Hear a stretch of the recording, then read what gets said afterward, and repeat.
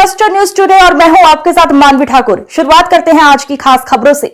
Lakshmibai college के पास कथित तेजाब हमले में 20 वर्षीय युवती के तेजाब से झुलसने के मामले में दिल्ली पुलिस के विशेष पुलिस आयुक्त रविंद्र सिंह यादव ने कहा, जांच के दौरान ये कहानी काफी हद तक झूठी निकली। जिन लोगों पर आरोप लगाया गया था वे वहां मौजूद ही नहीं थे। ये एक साजिश के तहत किया गया था और इसका उद्देश्य लड़की के पिता को एक मामले से बचाना था। हमने अकील खान, जो कि लड़की के पिता हैं, को यौन उत्पीड़न और ब्लैकमेल के आरोप में गिरफ्तार कर लिया है। तेजाब हमले की सूचना मिलते ही हमने तुरंत एक प्राथमिकी दर्ज की और जांच शुरू की। जांच के दौरान ये कहानी काफी हद तक झूठी निकली। जिन लोगों पर आरोप लगाया गया था वे वहां मौजूद ही नहीं थे। फिर पता चला कि पीड़िता के पिता घर पर 2 दिन पहले एक महिला ने आरोप लगाया था और यह सब उस महिला के पति को फंसाने के लिए किया गया था। शिकायत में महिला के पति और लड़की के 2 रिश्तेदारों के नाम थे। उन रिश्तेदारों से जमीन को लेकर विवाद चल रहा है और एक प्लॉट के विवाद में उन्होंने एक महिला पर तेजाब फेंक दिया, जिसका उस प्लॉट पर मालिकाना हक है। ये एक साजिश के तहत किया गया था और इसका उद्देश्य लड़की के पिता को उस मामले से बचाना था। हमने अकील खान को यौन उत्पीड़न और ब्लैकमेल के आरोप में गिरफ्तार किया है। उन्होंने उस पति की पत्नी का भी शोषण किया, जिसका नाम शिकायत में उल्लेख किया गया था। लड़के का इलाज होने के बाद आगे की कार्रवाई की जाएगी। जैसे ही एसिड अटैक की सूचना मिली, हमने एफआईआर दर्ज की और उसका तुरंत इन्वेस्टिगेशन, क्योंकि गंभीर मामला लेते हुए कि छात्रा के ऊपर हुआ और महिला सुरक्षा के प्रति दिल्ली पुलिस हमेशा सजग रहती है, उसकी इन्वेस्टिगेशन करने में जैसे ही हम आगे बढ़े तो कुछ विरोधाभास नज़र आने लगे। तो हमने और गहनता से उसकी अन्वेषण किया और पता चला कि काफ़ी हद तक वो कहानी झूठी है और जिन व्यक्तियों के ऊपर आरोप है वो मौके पे थे ही नहीं। हमने उनको अच्छे से खंगाला, उनका टेक्निकल एनालिसिस किया, सीसीटीवी फुटेज देखा, जो वो कह रहे थे कि हम यहाँ पे थे उन लोगों के बयान लिए और जब हम पूरी तरह से संतुष्ट हो गए कि वाकई जिस व्यक्ति पे आरोप लगाया जा रहा है वो वहाँ पे था ही नहीं, तो हमने इसको पुराना रिकॉर्ड वगैरह चेक किया।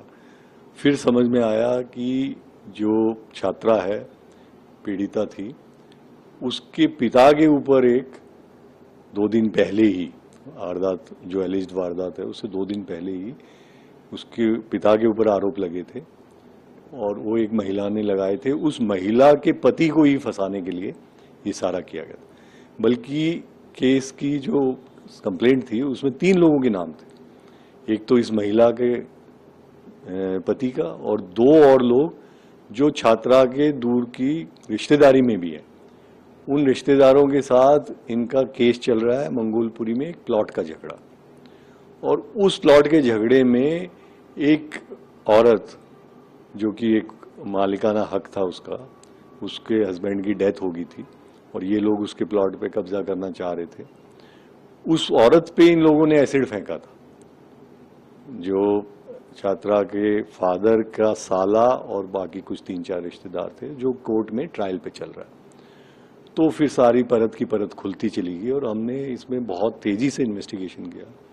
सारे लोगों के इधर से बयान लेना, पुरानी हिस्ट्री को जुटाना, फुटेज देखना, एनालिसिस करना टेक्निकल, और कल फिर सारी कहानी क्लियर होगी। परसों का इंसिडेंट था कि ये सारा झूठा एक कॉन्स्पिरेसी षड्यंत्र के तहत किया गया था और मकसद था कि छात्रा के फादर को उस केस से बचाना और उन लड़कों का जो बाकी 2 लड़के थे कि उस केस में कॉम्प्रोमाइज करना। तो एक तीर से 2 शिकार करने की इन्होंने कोशिश की कि दोनों केस सेटल हो जाएंगे और इन दोनों को इसमें आरोपित बना देंगे, उधर उन लड़कों को और इधर इनको, तो हमारा बचाव हो जाएगा। लेकिन जैसे कि आप जानते हैं, अपराधी कितना भी शातिर हो, कुछ ना कुछ गलतियां कर ही देता है। जब उसको बारीकी से हमने देखा तो सारी कहानी हमें झूठी नजर आई। सर, इस मामले में मास्टरमाइंड कौन है? किसने ये पूरी प्लानिंग रची थी? क्योंकि इसमें लड़की भी शामिल है, उनकी बेटी भी शामिल है, या पिता जो मास्टरमाइंड तो छात्रा का जो पिता है अकील खान ही है, उसके साथ उसका भाई, एक इसका बेटा और कुछ और रिश्तेदार हैं जो उस केस में, मंगोलपुरी वाले केस में, इन सब ने मिलकर षड्यंत्र रचा था।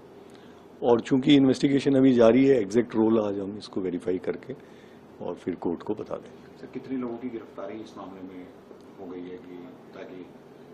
अभी हमने गिरफ्तारी तो अकील खान की है उस केस में जिसमें उसके ऊपर यौन शोषण के आरोप और ब्लैकमेलिंग के आरोप थे।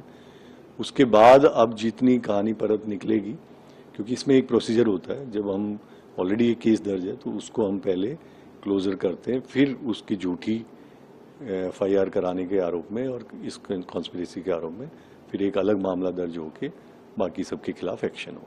तो बेटी के खिलाफ जिसने ये जो एसिड वाली जो कहानी थी उस वो क्या किया था उसने अपने हाथों में जो चोट लगी थी उधर उसके बारे में? हाँ, वो खुद ही ये लोग अपने घर से टॉयलेट क्लीनर या इस तरह का कुछ लेके आए थे, जिसकी अभी जांच चल रही है। और ये भाई के स्कूटी पे आई थी और भाई ने कॉलेज से कुछ दूर इसको उतार दिया और फिर वहाँ पे इसका पिता पहले से आया हुआ था और इन लोगों ने खुद ही उसको हाथों पे लगा के इस तरह की साजिश लगी जैसे, और नाम लिया कि एक बाइक पे 3 लोग आए जिनका पहले मैंने जिक्र किया था और उन पे आरोप लगाए, जबकि वो 3 लोग वहाँ पे थे ही नहीं मौजूद।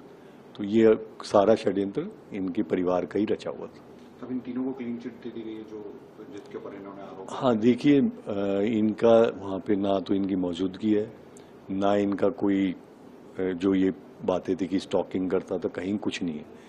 ये जो आदमी है जिसका नाम लिया गया था, बल्कि इसकी जो पत्नी थी उसका भी शोषण कर रहे थे ये लोग। तो ये तो डबल जेओपार्डी थी इनके साथ कि एक तो इनकी पत्नी का शोषण किया और ऊपर से फिर इनको इसमें आरोपित बना दिया। तो एक निर्दोष आदमी को, अच्छा हुआ हमने बहुत जल्दी जांच करके, नहीं कई बार क्या होता है हड़बड़ी में पुलिस उसको, हाँ, कि पुलिस उसको अरेस्ट करो, लेकिन वो बेचारा बार बार बोल रहा था कि मैं तो था ही नहीं, मेरे को क्यों अरेस्ट कर रहे। तो हमने कहा भाई रुको, इसको अरेस्ट मत करो, आप पहले इसका जो वर्जन है इसकी पूरी जांच हो, और जांच की तो फिर सारी परतें खुल के आ गई। तो अभी इस लड़की के खिलाफ भी का एक्शन होगा क्योंकि अभी तो हॉस्पिटल में एडमिट है? हाँ, अभी उसका इलाज हो जाने दो।